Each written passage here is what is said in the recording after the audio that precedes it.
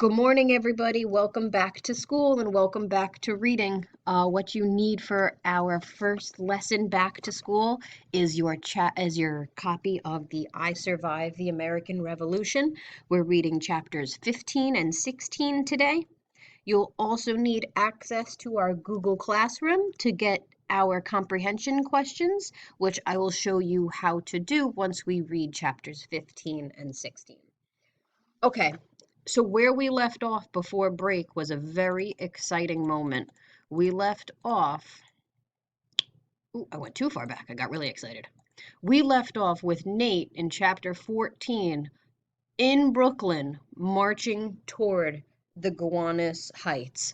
So the Captain Marsh asked him for help because there wasn't enough men to carry all the things to the fort. So Nate's feeling quite proud of himself getting to march with all the men. Um, we have to remember that while Nate is really excited to be doing this, his his I would say his fellow military men, especially Paul, who's like his older brother, is not happy that he's getting to come out with the rest of the company. And Paul says to him, make sure you stay tight with me. And he has Samuel, who's taught him how to shoot, and they're going to kind of look out for him. But then all of a sudden, you see here, boom, boom, they start to get attacked, if you remember, by the redcoats. And the saddest thing that happens at the end of chapter 14, where we left off, was that Samuel gets hit by a bullet and he dies. And here Samuel's musket is laying on the ground, and Nate has spent all this time with Samuel learning how to shoot his gun, and Nate grabs the musket. See, it says it right here. And he's not quite sure what to do, and we're not sure what he's going to do, but we finally get to find out today.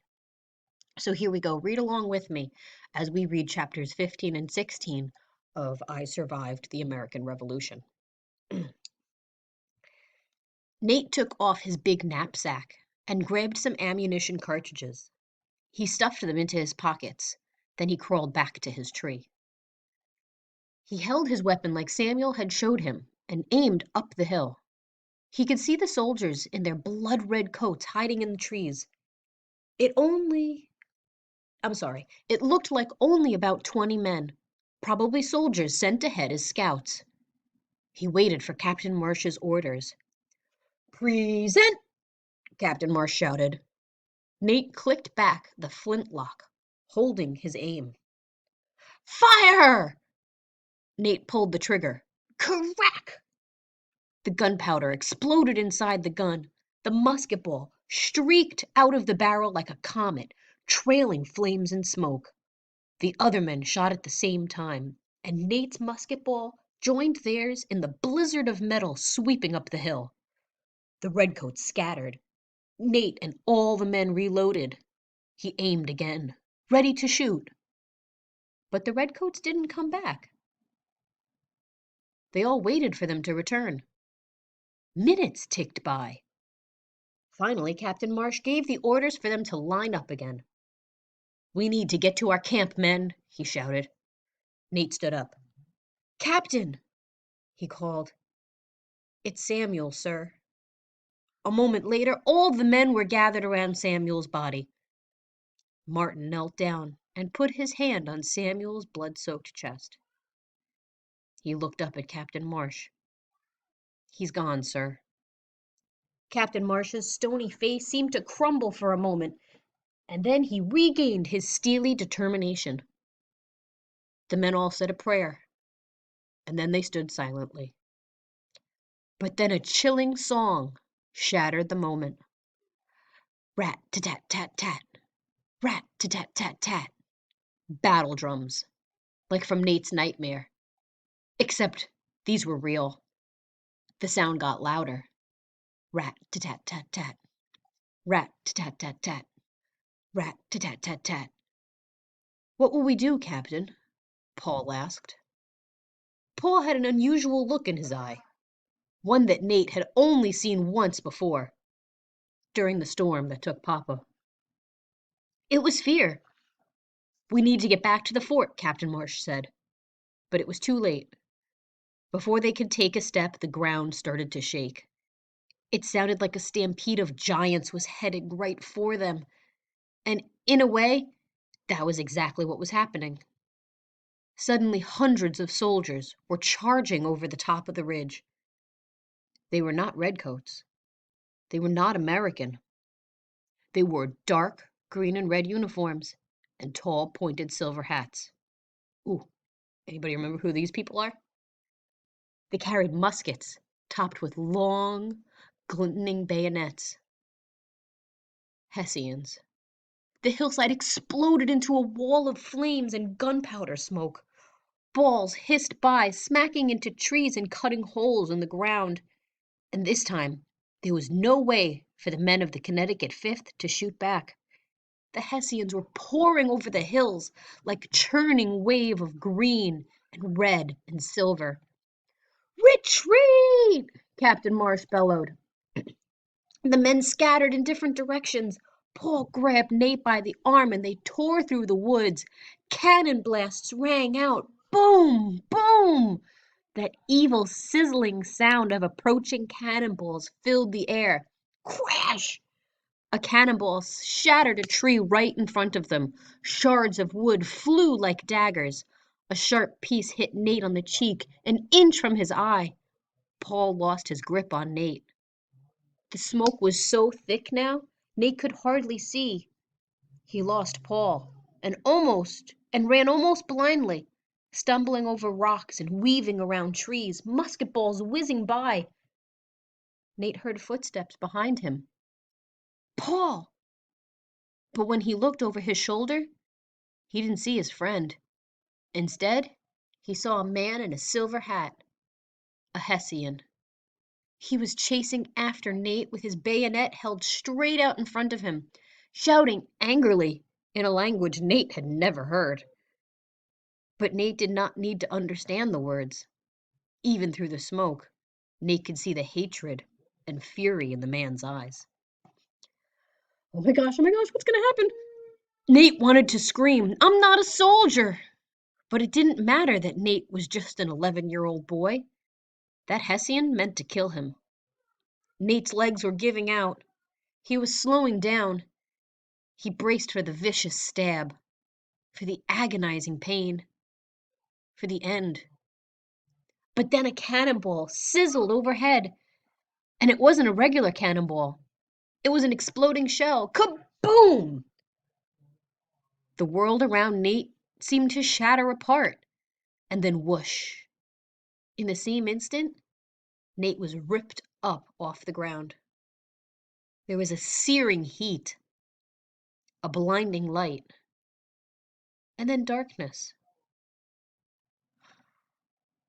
Oh my gosh. Chapter 16. 2 hours later. Nate opened his eyes. Where was he? He seemed to be inside a big, deep hole. There was dirt and grass everywhere, even in his mouth. He must be in his grave. He's been buried alive. He sat up, coughing and gasping. No, this hole isn't a grave. And Nate was still alive. Explosions and the smell of gunpowder smoke helped clear his mind, and he remembered the redcoat attack, Samuel, Hessians charging over the hill, that grunting soldier with his bayonet, the explosion. It must have been a shell, one of those new exploding cannonballs. It had blasted this crater in the ground, and somehow Nate had tumbled inside it. Nate struggled to his feet and checked himself from head to toe. His pants were ripped. The cut on his face was oozing blood. He felt like he'd been run over by a horse wagon. But amazingly, he was in one piece. He spat the dirt from his mouth and turned around, then reeled back in fear. There was a hand, a bloody hand, hanging over the edge of the crater. Nate creeped closer until he could see that the hand was attached to a man. The Hessian. The soldier was splayed out on his back, with one leg twisted in a way it shouldn't be. His silver cap was next to him, the musket and bayonet near his feet. His eyes were open wide, unblinking. He was dead. Nate wanted to turn away, but he couldn't. The Hessian's eyes seemed to grab hold of Nate, forcing him to look. He was very young. Nate could see around Paul's age. He didn't look like a bloodthirsty killer anymore. He looked like someone's brother, an older brother. Nate stood there until finally a cannon blast from somewhere very close jolted him out of his trance. The battle was still raging. He felt like he'd woken up from one nightmare only to be locked inside of a new one. Cannons and musket fire seemed to be crackling on both sides of him. The air was thick with smoke. What had happened to Paul and the men? How would Nate get back to the fort on Brooklyn Heights? That's what Captain Marsh had told him to do, but how? He couldn't just stroll through the woods. There were redcoats and Hessians everywhere. Nate might not be a real soldier, but he sure looked like one. He was tall for his age. He was wearing the frontier shirt that James had given him. He looked like any young American soldier, desperate to escape. Terrifying thoughts screamed through his mind. He'd be shot, crushed by a cannonball. He'd be caught and locked away in a rat-filled British prison. The men had told terrible stories about how the British treat their American prisoners.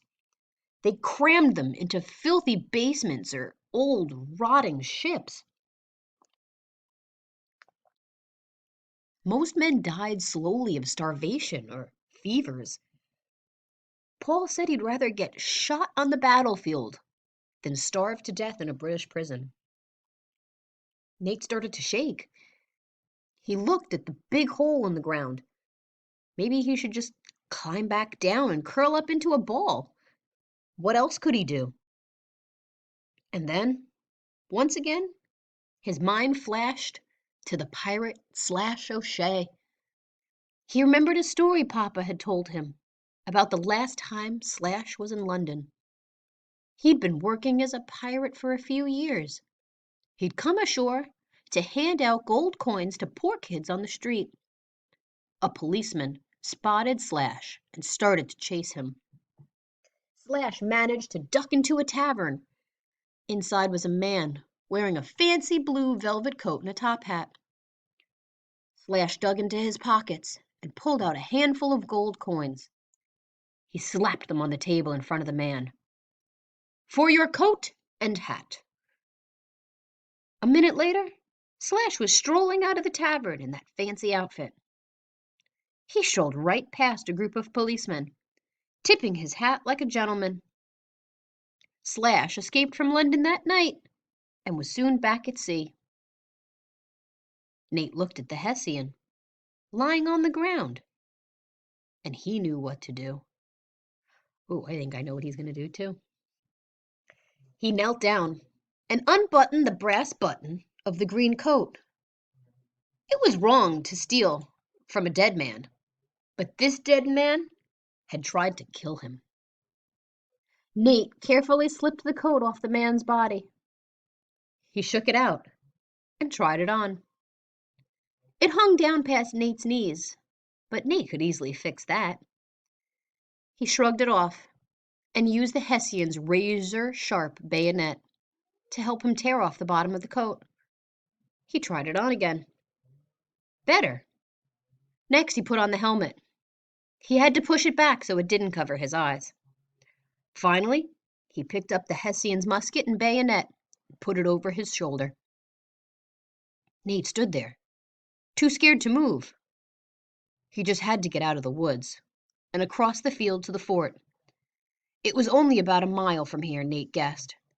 If he walked quickly, he'd be back inside the fort in 15 minutes. But looking ahead, Nate felt like he had to cross an ocean without a boat, in a storm, by himself. He closed his eyes, and there it was, the feelings of Papa's hand on his shoulder. He moved his fingers and imagined Eliza's hands in it, and he started walking. Okay, that's the end of chapter 15 and 16. So now what you're going to do is you're going to open up your browser and go log in to your Gmail account. I'll meet you there. Okay, guys. So now that we finished the chapter, what you're going to do is you're going to open up your internet browser. So when you open up your internet browser, the chances are when you sign in, right up here, it'll say your name. So what I'm in right now is Callie's account because Callie is part of our classroom. So I want it to show what it's going to look like when you guys log on. So you're signed into the account that you need for your Google Classroom. You're going to click this box up here that says Google Apps. It's got the 9 little dots in a square. Click that. You're going to scroll down, and then here in your drop-down menu is Classroom. So you're going to click that. It's going to automatically take you to Mrs. Karras's 4th grade Google Classroom. Whoa! So exciting. Okay. So here you see upcoming, due today by 6 o'clock, your reading. So you're going to click that, boop, and it's going to take you right to the discussion questions. So it says to watch the YouTube video, which you're doing right now, to read chapters 15 and 16, which we've done, and then you're going to complete the discussion questions for the chapter. When you're ready to submit your work, you're going to go to the Turn It In button. It says, when you're ready to submit all of your files for this assignment, remember to turn it in. So I'm going to say, I got it.